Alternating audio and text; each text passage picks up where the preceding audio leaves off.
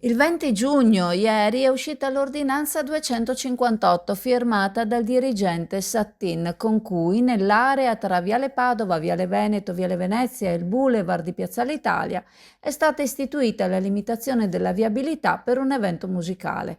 L'ordinanza pone il limite nella fascia oraria dalle 20 di oggi all'1 del 22 giugno e pone limiti di transito e di sosta.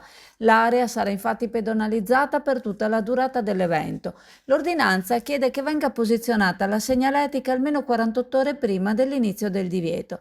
L'unica incongruenza è che l'ordinanza è stata emessa il 20 giugno, con effetti a partire dal 21 giugno alle ore 20, con un preavviso quindi di 24 ore.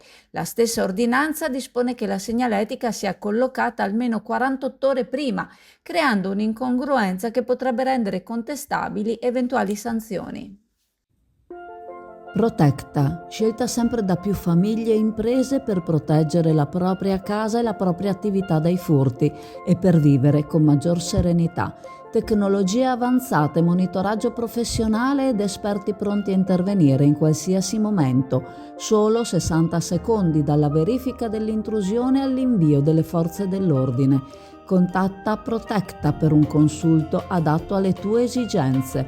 800 778 779. Affidati a Protecta, sempre al tuo fianco.